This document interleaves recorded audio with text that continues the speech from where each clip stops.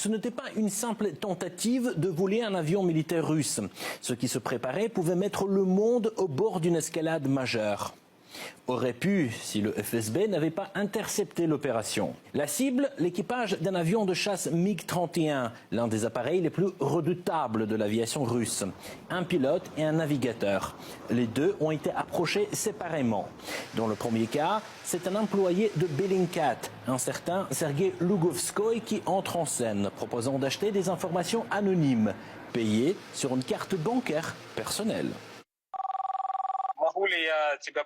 Serait-il possible de te payer la rémunération sur ta carte, au lieu de ton portefeuille crypto? C'est juste que notre compte que je t'ai indiqué est parfois bloqué ou fonctionne mal. Ce serait plus facile pour moi. Quand une opération secrète est payée comme une commande Uber, quelque chose cloche. Mais quand on connaît les objectifs de cette opération, le puzzle devient clair. Je pense que le but du contact était de me compromettre afin d'utiliser ensuite ces informations dans l'intérêt des services de renseignement. Ainsi, au cours de l'un de nos échanges, Sergueï m'a proposé une rémunération en contrepartie d'informations d'ordre militaire. L'argent devait être viré sur ma carte bancaire personnelle. J'ai refusé toute poursuite du dialogue et toute évolution de ce contact. Le pilote coupe le contact, mais l'histoire ne s'arrête pas là. La pièce maîtresse devait être le navigateur. Lui continue à écrire sous contrôle du FSB, bien sûr. Cette fois, un autre interlocuteur apparaît, Alexandre. Le premier message arrive par email. Un ton faux bienveillant. Il est temps de changer de vie. Et des numéros anglais et polonais pour joindre les amis.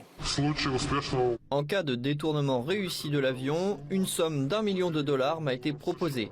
Par la suite, en cas de remise de l'appareil avec le missile Kinjal, ce montant aurait été porté à 3 millions de dollars. Il m'a également été proposé la nationalité d'un pays occidental. Ensuite, le navigateur russe reçoit des photos de billets, des promesses de nouvelle vie en Occident. Sauf qu'il y a un détail très important. Voler un MiG-31, ce n'est pas voler une Renault. Encore fallait-il le faire depuis le siège arrière. C'est là où siège le navigateur dans un MiG-31. Mais selon les instructeurs, tout était simple. Première étape, neutraliser le commandant. Ils voulaient que je mette une substance toxique sur le masque à oxygène du commandant ou que je brise la cloison en verre pour le neutraliser d'une manière ou d'une autre. Mais le navigateur ne sait pas forcément piloter un MiG. Il le dit clairement. Mais pas de problème, affirment les coordinateurs. Ils mettent dans le jeu un pilote de l'armée ukrainienne censé lui apprendre à atterrir par téléphone.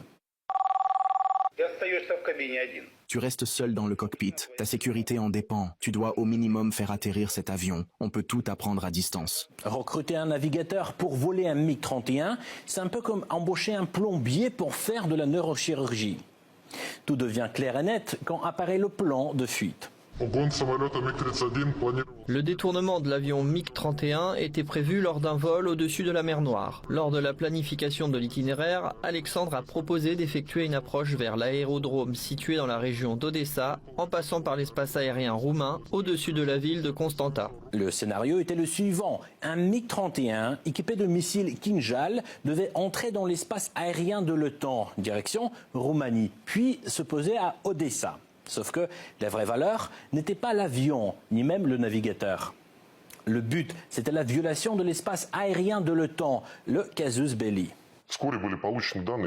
Peu après, on a obtenu des données confirmant les conclusions selon lesquelles le véritable objectif des services de renseignement britanniques et ukrainiens était une provocation, consistant à diriger un MiG-31 russe avec un missile Kinjal à son bord dans l'espace aérien d'un des pays européens de l'OTAN et à le faire détruire par la défense anti-aérienne du bloc. Selon leur plan, tout devait se dérouler au-dessus de la Roumanie, près de la ville de Constanta. Et même en supposant que le navigateur sache piloter, ce qui est déjà un compte, atterrir depuis le siège arrière est physiquement impossible. Effectuer un atterrissage depuis la place arrière n'est pas prévu par le manuel de vol. Donc, en cas d'urgence, le navigateur, pour sauver la vie des membres de l'équipage, doit actionner le système d'éjection. L'atterrissage est impossible car il conduirait inévitablement à une catastrophe. Et là, tout s'aligne. Un MiG russe armé pénètre agressivement dans l'espace aérien de l'Alliance. Les forces aériennes de l'OTAN réagissent par nécessité. L'avion est abattu. Et le lendemain, le monde se réveille dans une crise d'une autre dimension. Qui orchestre la manœuvre? Pour le FSB, aucun mystère. L'agent secret a pratiquement cessé de dissimuler ses liens avec la direction principale du renseignement ukrainien. Pour se donner de l'importance, il a prétendu que l'opération de détournement de l'avion était sous contrôle non seulement de hauts responsables ukrainiens, mais aussi de leurs parrains britanniques. Une provocation déguisée en simple tentative de vol. Le ministre russe des Affaires étrangères a commenté les révélations du FSB. Je ne sais pas comment les Britanniques vont se sortir de cette situation, bien que leur capacité à toujours s'en sortir indemne soit bien connue. La réponse n'a pas été seulement diplomatique. Dans la nuit du 9 au 10 novembre, les forces aérospatiales russes ont frappé le centre principal de renseignement radioélectronique ukrainien à Brovary, puis une base aérienne dans la région de Khmelnytsky, où sont stationnés les fameux F-16. L'opération ukraino-britannique a finalement échoué. Mais la question essentielle reste, jusqu'où ces pays sont prêts à aller et à quel point le pire a été évité par quelques personnes qui ont gardé la tête froide.